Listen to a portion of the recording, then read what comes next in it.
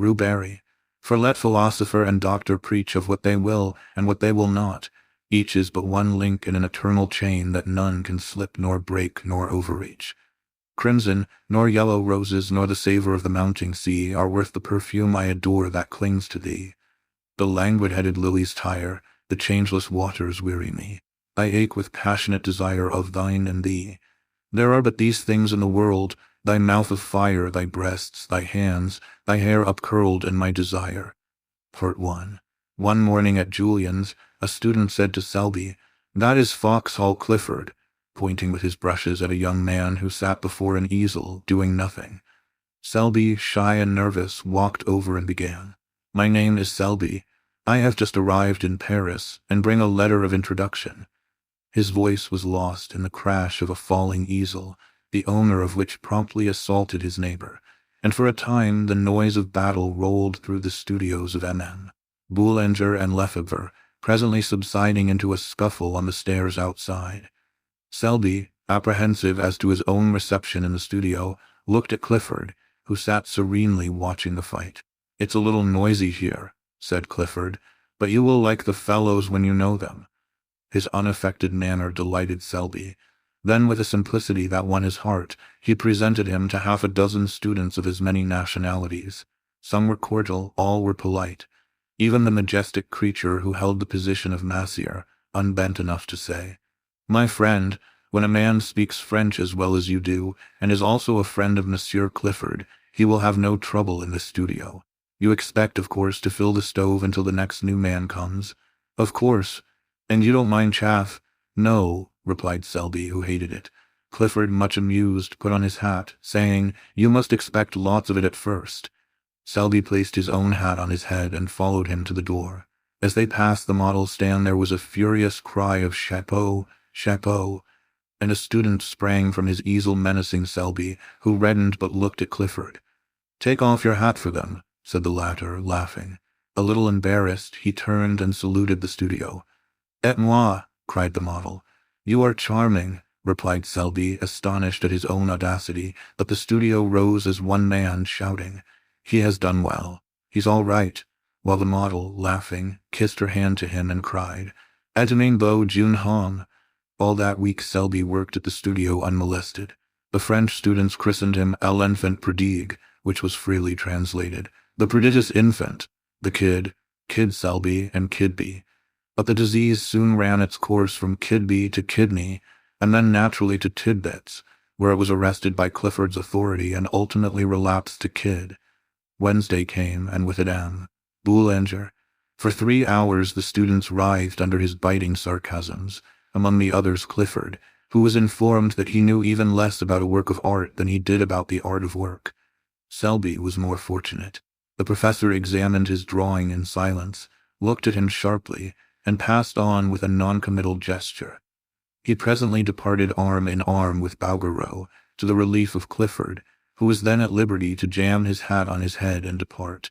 The next day he did not appear, and Selby, who had counted on seeing him at the studio, a thing which he learned later it was vanity to count on, wandered back to the Latin Quarter alone.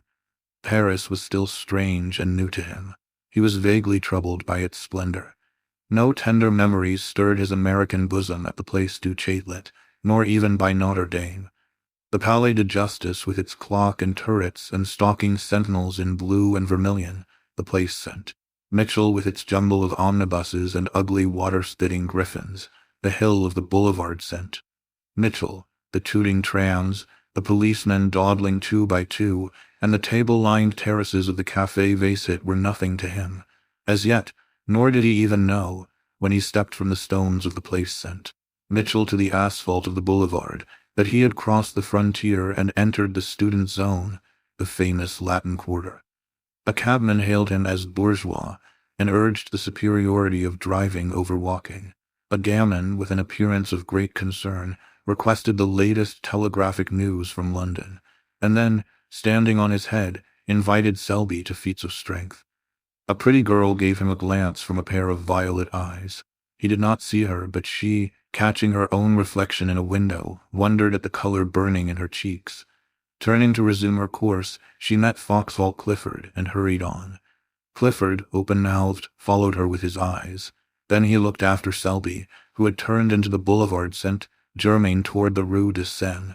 Then he examined himself in the shop window. The result seemed to be unsatisfactory. "I'm not a beauty," he mused, "but neither am I a hobgoblin. What does she mean by blushing at Selby?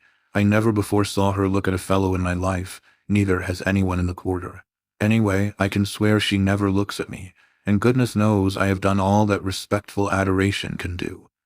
He sighed, and murmuring a prophecy concerning the salvation of his immortal soul, swung into that graceful lounge which at all times characterized Clifford. With no apparent exertion, he overtook Selby at the corner, and together they crossed the sunlit boulevard and sat down under the awning of the Café du Cercle. Clifford bowed to everybody on the terrace, saying, "You shall meet them all later, but now let me present you to two of the sights of Paris, Mr. Richard Elliot and Mr. Stanley Rowden." The sights looked amiable, and took vermouth. "You cut the studio today," said Elliot, suddenly turning on Clifford, who avoided his eyes. "To commune with nature," observed Rowden. "What's her name this time?" asked Elliot, and Rowden answered promptly, "Name, Yvette. Nationality, Breton." "Wrong," replied Clifford blandly. "It's Rue Barrée." The subject changed instantly, and Selby listened in surprise to names which were new to him, and eulogies on the latest Prix de Rome winner. He was delighted to hear opinions boldly expressed, and points honestly debated, although the vehicle was mostly slang, both English and French. He longed for the time when he too should be plunged into the strife for fame. The bells of St.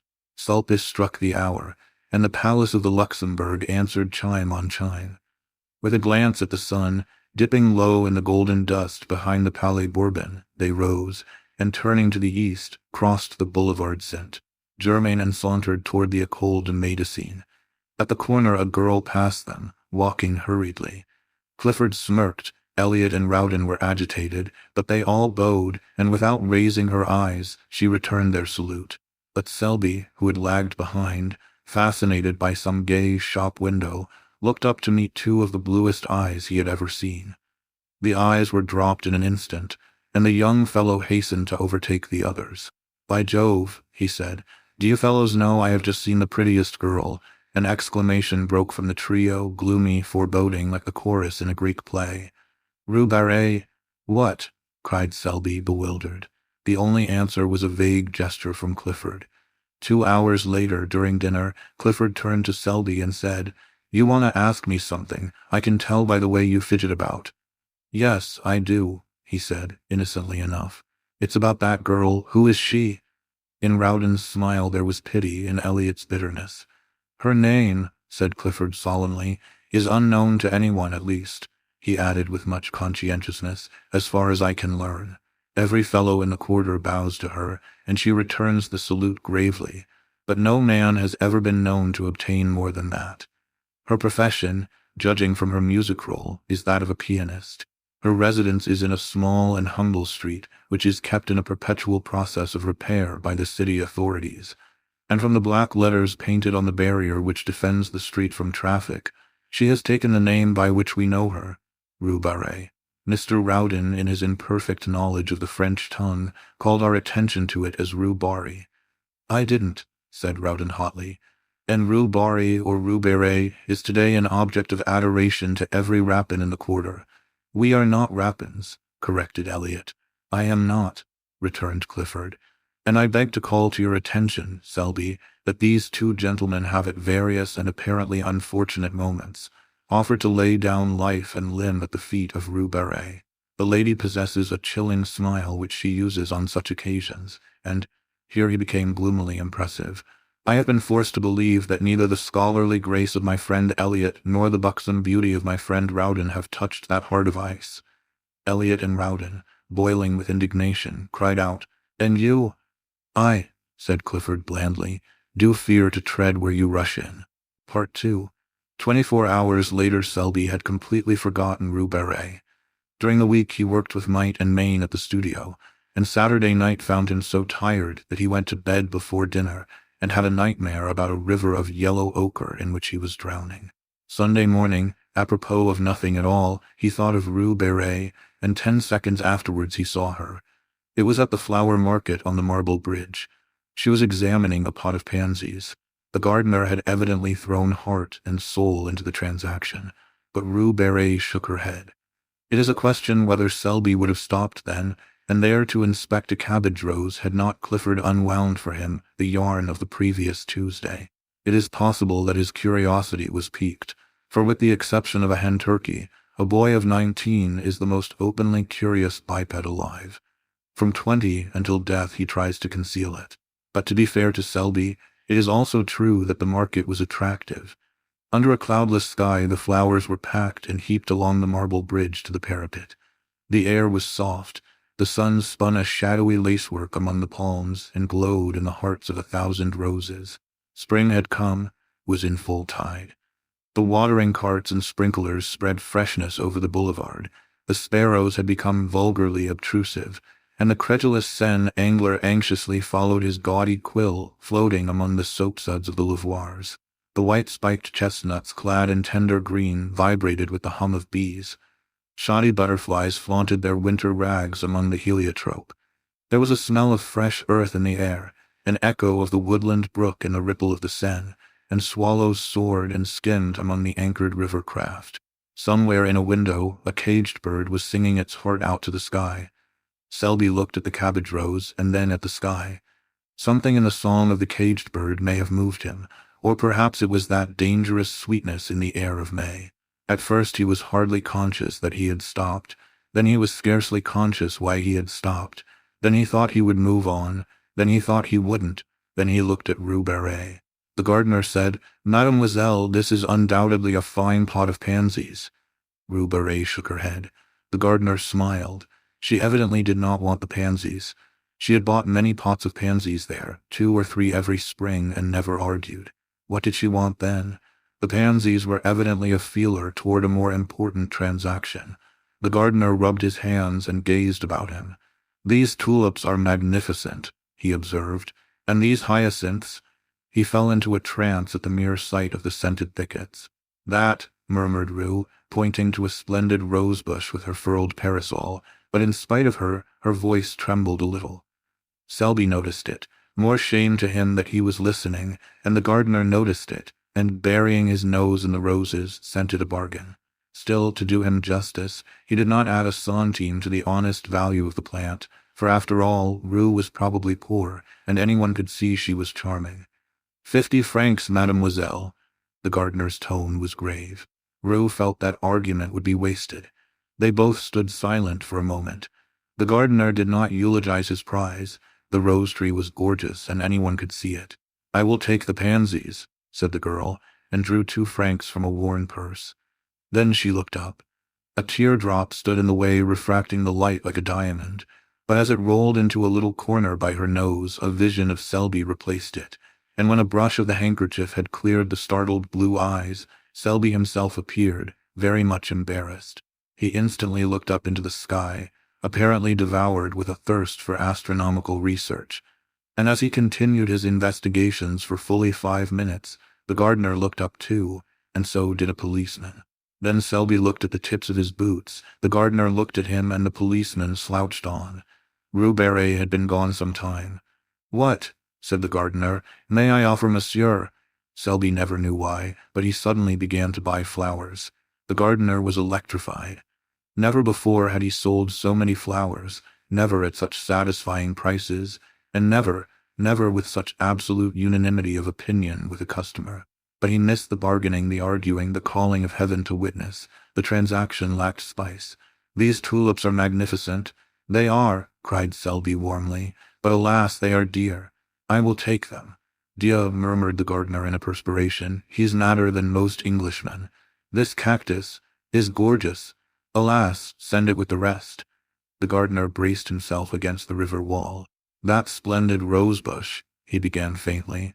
"That is a beauty. I believe it is 50 francs. He stopped, very red.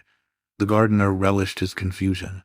Then a sudden cool self-possession took the place of his momentary confusion, and he held the gardener with his eye and bullied him. "I'll take that bush. Why did not the young lady buy it? Mademoiselle is not wealthy." "How do you know?" "Dame, I sell her many pansies. Pansies are not expensive." "Those are the pansies she bought. These, monsieur, the blue and gold. Then you intend to send them to her? At midday after the market. Take this rosebush with them, and," here he glared at the gardener, "don't you dare say from whom they came." The gardener's eyes were like saucers, but Selby, calm and victorious, said, "Send the others to the Hotel du Sénat, 7 Rue de Tournon. I will leave directions with the concierge." Then he buttoned his glove with much dignity and stalked off, but when well around the corner and hidden from the gardener's view, the conviction that he was an idiot came home to him in a furious blush. 10 minutes later he sat in his room in the Hotel du Sénat repeating with an imbecile smile, "What an ass I am, what an ass!" An hour later found him in the same chair, in the same position, his hat and gloves still on, his stick in his hand. But he was silent, apparently lost in contemplation of his boot toes, and his smile was less imbecile and even a bit retrospective. Part 3.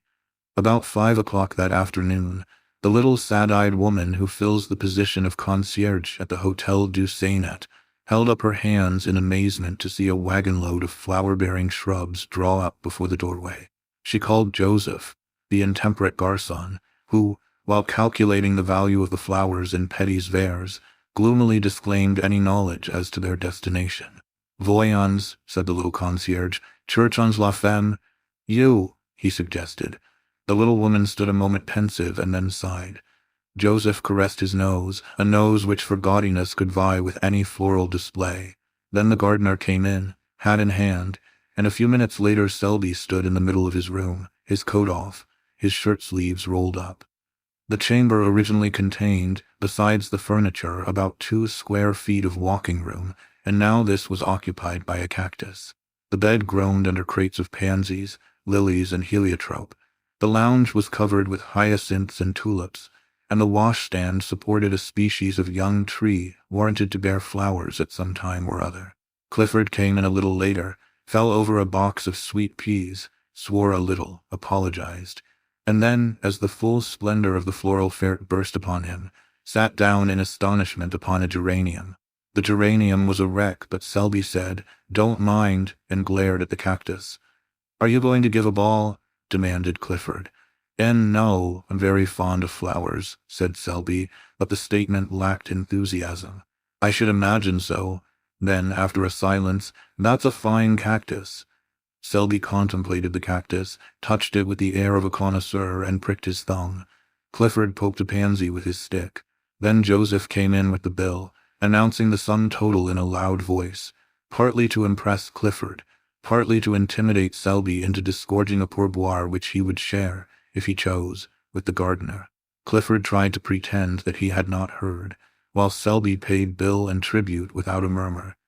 Then he lounged back into the room with an attempt at indifference, which failed entirely when he tore his trousers on the cactus. Clifford made some commonplace remark, lighted a cigarette, and looked out of the window to give Selby a chance. Selby tried to take it, but getting as far as, "Yes, spring is here at last," froze solid. He looked at the back of Clifford's head. It expressed volumes. Those little perked-up ears seemed tingling with suppressed glee. He made a desperate effort to master the situation, and jumped up to reach for some Russian cigarettes as an incentive to conversation, but was foiled by the cactus, to whom again he fell a prey. The last straw was added. "Damn the cactus!" This observation was wrung from Selby against his will, against his own instinct of self-preservation, but the thorns on the cactus were long and sharp, and at their repeated prick his pent-up wrath escaped. It was too late now, it was done, and Clifford had wheeled around. "See here, Selby, why the deuce did you buy those flowers?" "I'm fond of them," said Selby. "What are you going to do with them?" "You can't sleep here." "I could, if you'd help me take the pansies off the bed." "Where can you put them?" "Couldn't I give them to the concierge?" As soon as he said it, he regretted it. What in heaven's name would Clifford think of him? He had heard the amount of the bill. Would he believe that he had invested in these luxuries as a timid declaration to his concierge? And would the Latin Quarter comment upon it in their own brutal fashion? He dreaded ridicule, and he knew Clifford's reputation. Then somebody knocked. Selby looked at Clifford with a hunted expression which touched that young man's heart. It was a confession, and at the same time a supplication. Clifford jumped up, threaded his way through the floral labyrinth, and putting an eye to the crack of the door, said, "Who the devil is it?" This graceful style of reception is indigenous to the quarter. "It's Elliot," he said, looking back, "and Rowden too, and their bulldogs." Then he addressed them through the crack. "Sit down on the stairs. Selby and I are coming out directly."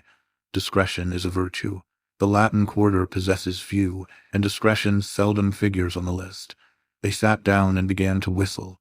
Presently Rowden called out, "I smell flowers. They feast within."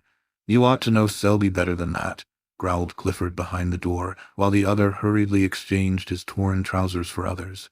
"We know Selby," said Elliot with emphasis. "Yes," said Rowden.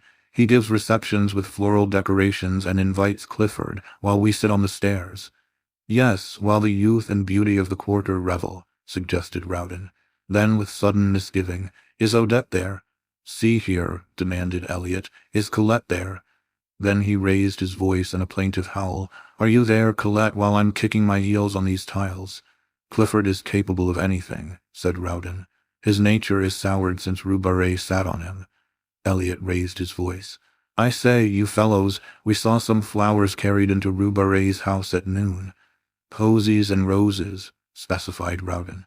"Probably for her," added Elliot, caressing his bulldog. Clifford turned with sudden suspicion upon Selby. The latter hummed a tune, selected a pair of gloves, and choosing a dozen cigarettes, placed them in a case. Then, walking over to the cactus, he deliberately detached a blossom, drew it through his buttonhole, and picking up hat and stick, smiled upon Clifford, at which the latter was mightily troubled. Part 4. Monday morning at Julian's, students fought for places. Students with prior claims drove away others who had been anxiously squatting on coveted taborets, since the door was opened in hopes of appropriating them at roll call. Students squabbled over palettes, brushes, portfolios, or read the air with demands for Cicery and bread. The former, a dirty ex-model who had in palmier days posed as Judas, now dispensed stale bread at 1 sou and made enough to keep himself in cigarettes. Monsieur Julian walked in, smiled a fatherly smile, and walked out. His disappearance was followed by the apparition of the clerk, a foxy creature who flitted through the battling hordes in search of prey. 3 men who had not paid dues were caught and summoned. A 4th was scented, followed, outflanked, his retreat towards the door cut off, and finally captured behind the stove. About that time, the revolution assuming an acute form, howls rose for Jules. Jules came, umpired 2 fights with a sad resignation in his big brown eyes, shook hands with everybody and melted away in the throng, leaving an atmosphere of peace and goodwill. The lions sat down with the lambs, the massiers marked the best places for themselves and friends, and mounting the model stands, opened the roll calls. The word was passed. "They begin with C this week." They did. Clisson jumped like a flash and marked his name on the floor in chalk before a front seat. Karen galloped away to secure his place. Bang went an easel. Nom de Dieu in French. "Where in H.L. are you goin'?" In English, crash, a paint box fell with brushes and all on board. Dida, spat. A blow, a short rush, a clinch and scuffle, and the voice of the massier, stern and reproachful. "Kachan," then the roll call was resumed. "Clifford." The massier paused and looked up, one finger between the leaves of the ledger. "Clifford." Clifford was not there. He was about 3 miles away in a direct line, and every instant increased the distance. Not that he was walking fast. On the contrary, he was strolling with that leisurely gait peculiar to himself. Elliot was beside him, and 2 bulldogs covered the rear. Elliot was reading the Guild Laws, from which he seemed to extract amusement, but deeming boisterous mirth unsuitable to Clifford's state of mind, subdued his amusement to a series of discreet smiles. The latter, moodily aware of this, said nothing, but leading the way into the Luxembourg Gardens, installed himself upon a bench by the northern terrace, and surveyed the landscape with disfavor. Elliot, according to the Luxembourg regulations, tied the 2 dogs, and then, with an interrogative glance toward his friend, resumed the Guild Laws and the discreet smiles. The day was perfect. The sun hung over Notre Dame, setting the city in a glitter. The tender foliage of the chestnuts cast a shadow over the terrace, and flecked the paths and walks with tracery so blue that Clifford might here have found encouragement for his violent impressions, had he but looked. But as usual in this period of his career, his thoughts were anywhere except in his profession. Around about, the sparrows quarreled and chattered their courtship songs. The big rosy pigeons sailed from tree to tree. The flies whirled in the sunbeams, and the flowers exhaled 1,000 perfumes which stirred Clifford with languorous wistfulness. Under this influence he spoke. "Elliot, you are a true friend." "You make me ill," replied the latter, folding his paper. "It's just as I thought. You are tagging after some new petticoat again. And," he continued wrathfully, "if this is what you've kept me away from Julian's for, if it's to fill me up with the perfections of some little idiot—" "Not idiot," remonstrated Clifford gently. "See here," cried Elliot, "have you the nerve to try to tell me that you are in love again?" "Again? Yes, again and again and again, and by George have you." "This," observed Clifford sadly, "is serious." For a moment Elliot would have laid hands on him, then he laughed from sheer helplessness. "Oh, go on, go on. Let's see, there's Clemence and Marie Telek and Cosette and Fifine, Colette, Marie Verdier, all of whom are charming, most charming, but I never was serious." "So help me, Moses," said Elliot solemnly. "Each and every one of those named have separately and in turn torn your heart with anguish and have also made me lose my place at Julian's in the same manner. Each and every one, separately and in turn. Do you deny it? What you say may be founded on facts in a way, but give me the credit of being faithful to one at a time, until the next came along. But this is really very different. Elliot, believe me, I am all broken up." Then, there being nothing else to do, Elliot gnashed his teeth and listened. It's Rue Barrée."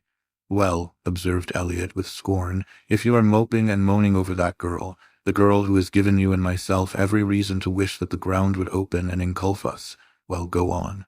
"I'm going on, I don't care. Timidity has fled. Yes, your native timidity. I'm desperate, Elliot. Am I in love? Never, never did I feel so and miserable. I can't sleep. Honestly, I'm incapable of eating properly. Same symptoms noticed in the case of Colette. Listen, will you? Hold on a moment, I know the rest by heart. Now let me ask you something. Is it your belief that Rue Barrée is a pure girl?" "Yes," said Clifford, turning red. "Do you love her? Not as you dangle and tiptoe after every pretty inanity, I mean, do you honestly love her?" "Yes," said the other doggedly, "I would." "Hold on a moment. Would you marry her?" Clifford turned scarlet. "Yes," he muttered. "Pleasant news for your family," growled Elliot in suppressed fury. "Dear father, I have just married a charming grisette whom I'm sure you'll welcome with open arms, in company with her mother, a most estimable and cleanly washlady. Good heavens, this seems to have gone a little further than the rest. Thank your stars, young man, that my head is level enough for us both. Still, in this case, I have no fear.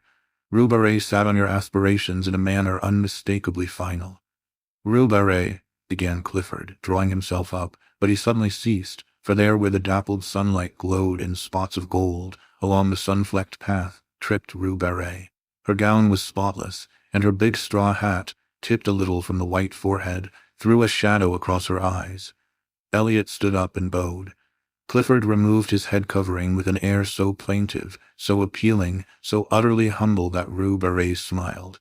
The smile was delicious, and when Clifford, incapable of sustaining himself on his legs from sheer astonishment, toppled slightly, she smiled again in spite of herself. A few moments later she took a chair on the terrace and, drawing a book from her music roll, turned the pages, found the place, and then placing it open downwards in her lap, sighed a little, smiled a little, and looked out over the city. She had entirely forgotten Foxhall Clifford. After a while she took up her book again, but instead of reading began to adjust a rose in her corsage. The rose was big and red. It glowed like fire there over her heart, and like fire it warmed her heart, now fluttering under the silken petals. Rue Barrée sighed again. She was very happy. The sky was so blue, the air so soft and perfumed, the sunshine so caressing, and her heart sang within her, sang to the rose in her breast. This is what it sang. "Out of the throng of passers-by, out of the world of yesterday, out of the millions passing, one has turned aside to me." So her heart sang under his rose on her breast. Then 2 big mouse-colored pigeons came whistling by and alighted on the terrace, where they bowed and strutted and bobbed and turned, until Rue Barrée laughed in delight, and looking up beheld Clifford before her. His hat was in his hand, and his face was wreathed in a series of appealing smiles which would have touched the heart of a Bengal tiger. For an instant Rue Barrée frowned, then she looked curiously at Clifford. Then when she saw the resemblance between his bows and the bobbing pigeons, in spite of herself, her lips parted in the most bewitching laugh. Was this Rue Barrée? So changed that she did not know herself. But oh, that song in her heart which drowned all else, which trembled on her lips, struggling for utterance, which rippled forth in a laugh at nothing, at a strutting pigeon, and Mr. Clifford. And you think, because I return the salute of the students in the quarter, that you may be received in particular as a friend? I do not know you, monsieur, but vanity is man's other name. Be content, Monsieur Vanity, I shall be punctilious. Oh, most punctilious in returning your salute. But I beg, I implore you to let me render you that homage which has so long. Oh dear, I don't care for homage. Let me only be permitted to speak to you now and then, occasionally, very occasionally. And if you, why not another? Not at all, I will be discretion itself. Discretion, why? Her eyes were very clear, and Clifford winced for a moment, but only for a moment. Then the devil of recklessness seizing him, he sat down and offered himself, soul and body, goods and chattels. And all the time he knew he was a fool, and that infatuation is not love, and that each word he uttered bound him in honor from which there was no escape. And all the time Elliot was scowling down on the Fountain Plaza, and savagely checking both bulldogs from their desire to rush to Clifford's rescue. For even they felt there was something wrong, as Elliot stormed within himself and growled maledictions. When Clifford finished, he finished in a glow of excitement, but Rue Barrée's response was long in coming, and his ardor cooled, while the situation slowly assumed its just proportions. Then regret began to creep in, but he put that aside and broke out again in protestations. At the first word Rue Barrée checked him. I thank you, she said, speaking very gravely. No man has ever before offered me marriage. She turned and looked out over the city. After a while she spoke again. You offer me a great deal. I am alone. I have nothing. I am nothing. She turned again and looked at Paris, brilliant, fair, in the sunshine of a perfect day. He followed her eyes. Oh, she murmured, it is hard to work always alone with never a friend you can have in honor, and the love that is offered means the streets, the boulevard, when passion is dead. I know it, we know it, we others who have nothing, have no one, and who give ourselves unquestioning, when we love, yes, unquestioning heart and soul, knowing the end. She touched the rose at her breast. For a moment she seemed to forget him, then quietly, I thank you, I am very grateful. She opened the book, and plucking a petal from the rose, dropped it between the leaves. Then looking up she said gently, I cannot accept. Part 5. It took Clifford a month to entirely recover, although at the end of the first week he was pronounced convalescent by Elliot, who was an authority, and his convalescence was aided by the cordiality with which Rue Barrée acknowledged his solemn salutes. 40 times a day he blessed Rue Barrée for her refusal, and thanked his lucky stars, and at the same time, oh, wondrous heart of ours, he suffered the tortures of the blighted. Elliot was annoyed, partly by Clifford's reticence, partly by the unexplainable thaw and the frigidity of Rue Barrée. At their frequent encounters, when she, tripping along the Rue de Seine, with music roll and big straw hat, would pass Clifford and his familiars steering an easterly course to the Café Vachette, and at the respectful uncovering of the band would color and smile at Clifford, Elliot's slumbering suspicions awoke. But he never found out anything, and finally gave it up as beyond his comprehension, merely qualifying Clifford as an idiot and reserving his opinion of Rue Barrée. And all this time Selby was jealous. At first he refused to acknowledge it to himself, and cut the studio for a day in the country, but the woods and fields of course aggravated his case, and the brooks babbled of Rue Barrée, and the mowers calling to each other across the meadow ended in a quavering Rue Barrée. That day spent in the country made him angry for a week, and he worked sulkily at Julian's, all the time tormented by a desire to know where Clifford was, and what he might be doing. This culminated in an erratic stroll on Sunday, which ended at the flower market on the Pont au Change, began again, was gloomily extended to the morgue, and again ended at the marble bridge. It would never do, and Selby felt it, so he went to see Clifford, who was convalescing on mint juleps in his garden. They sat down together and discussed morals and human happiness, and each found the other most entertaining. Only Selby failed to pump Clifford, to the other's unfeigned amusement. But the juleps spread balm on the sting of jealousy, and trickled hope to the blighted. And when Selby said he must go, Clifford went too, and when Selby, not to be outdone, insisted on accompanying Clifford back to his door, Clifford determined to see Selby back halfway, and then finding it hard to part, they decided to dine together and flit. To flit, a verb applied to Clifford's nocturnal prowls, expressed, perhaps as well as anything, the gaiety proposed. Dinner was ordered at Mignon's, and while Selby interviewed the chef, Clifford kept a fatherly eye on the butler. The dinner was a success, or was of the sort generally termed a success. Toward the dessert, Selby heard someone say as at a great distance, "Kid Selby, drunk as a lord." A group of men passed near them. It seemed to him that he shook hands and laughed a great deal, and that everybody was very witty. There was Clifford opposite, swearing undying confidence in his chum Selby, and there seemed to be others there, either seated beside them or continually passing with the swish of skirts on the polished floor, the perfume of roses, the rustle of fans, the touch of rounded arms, and the laughter grew vaguer and vaguer. The room seemed enveloped in mist. Then, all in a moment, each object stood out painfully distinct. Only forms and visages were distorted, and voices piercing. He drew himself up, calm, grave, for the moment master of himself, but very drunk. He knew he was drunk, and was as guarded and alert, as keenly suspicious of himself as he would have been of a thief at his elbow. His self-command enabled Clifford to hold his head safely under some running water, and repair to the street considerably the worse for wear, but never suspecting that his companion was drunk. For a time he kept his self-command. His face was only a bit paler, a bit tighter than usual. He was only a trifle slower and more fastidious in his speech. It was midnight when he left Clifford peacefully slumbering in somebody's armchair, with a long suede glove dangling in his hand, and a plumy boa twisted about his neck to protect his throat from draughts. He walked through the hall and down the stairs, and found himself on the sidewalk in a quarter he did not know.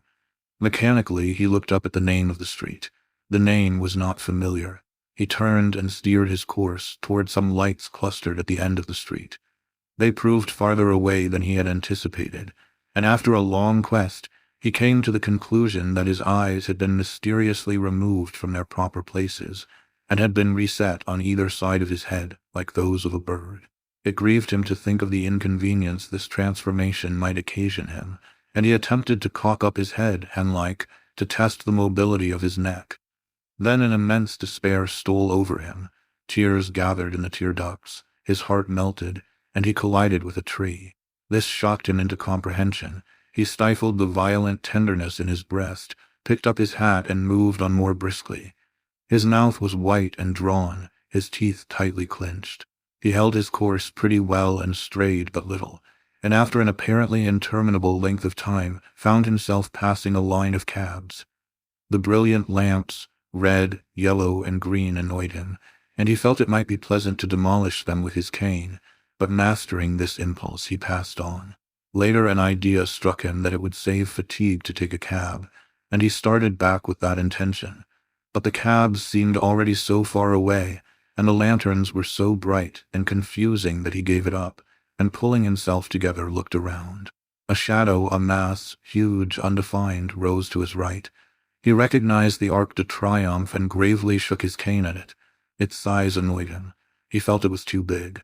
Then he heard something fall clattering to the pavement, and thought probably it was his cane, but it didn't much matter.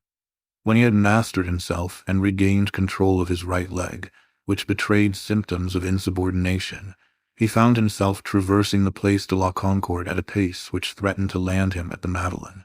This would never do. He turned sharply to the right, and crossing the bridge passed the Palais Bourbon at a trot, and wheeled into the Boulevard Saint-Germain.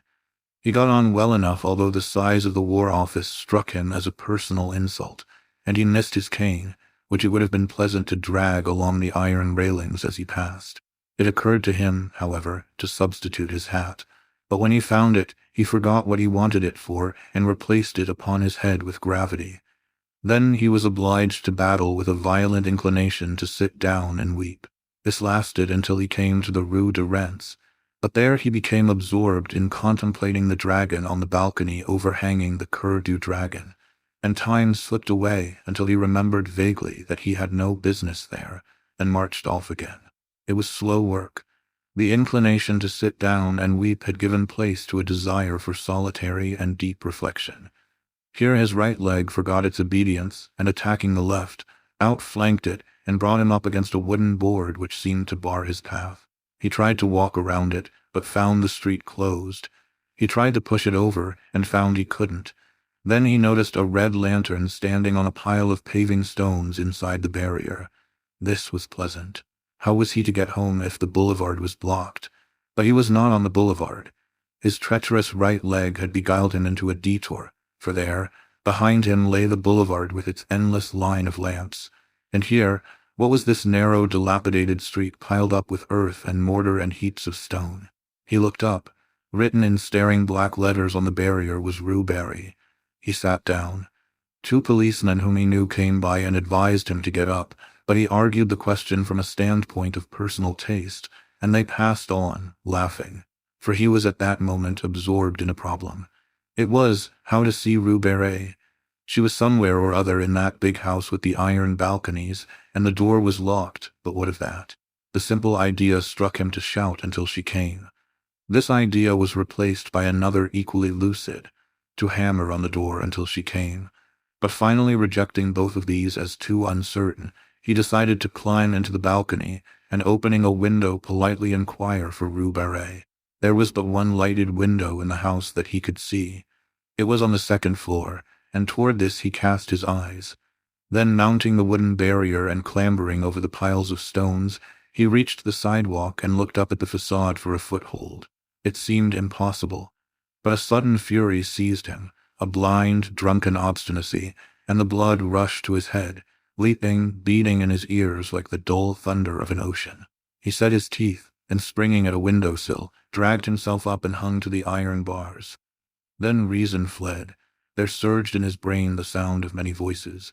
His heart leaped up beating a mad tattoo, and gripping at cornice and ledge, he worked his way along the facade, clung to pipes and shutters, and dragged himself up, over and into the balcony by the lighted window. His hat fell off and rolled against the pane. For a moment he leaned breathless against the railing, then the window was slowly opened from within. They stared at each other for some time. Presently the girl took 2 unsteady steps back into the room. He saw her face, all crimsoned now. He saw her sink into a chair by the lamplit table, and without a word he followed her into the room, closing the big door-like panes behind him. Then they looked at each other in silence. The room was small and white. Everything was white about it. The curtained bed, the little washstand in the corner, the bare walls, the china lamp, and his own face, had he known it. But the face and neck of Rue were surging in the color that dyed the blossoming rose tree there on the hearth beside her. It did not occur to him to speak. She seemed not to expect it. His mind was struggling with the impressions of the room. The whiteness, the extreme purity of everything occupied him, began to trouble him. As his eye became accustomed to the light, other objects grew from the surroundings and took their places in the circle of lamplight. There was a piano and a coal scuttle, and a little iron trunk and a bathtub. Then there was a row of wooden pegs against the door, with a white chintz curtain covering the clothes underneath. On the bed lay an umbrella and a big straw hat, and on the table a music roll unfurled, an inkstand and sheets of ruled paper. Behind him stood a wardrobe faced with a mirror, but somehow he did not care to see his own face just then. He was sobering. The girl sat looking at him without a word. Her face was expressionless, yet the lips at times trembled almost imperceptibly. Her eyes, so wonderfully blue in the daylight, seemed dark and soft as velvet, and the color on her neck deepened and whitened with every breath. She seemed smaller and more slender than when he had seen her in the street, and there was now something in the curve of her cheek almost infantine. When at last he turned and caught his own reflection in the mirror behind him, a shock passed through him, as though he had seen a shameful thing, and his clouded mind and his clouded thoughts grew clearer.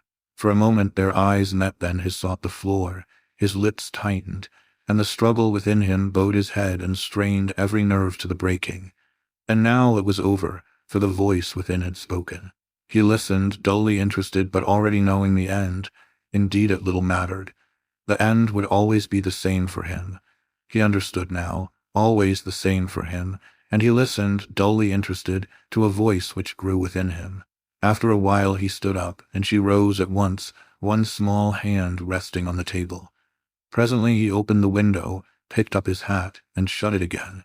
Then he went over to the rosebush and touched the blossoms with his face.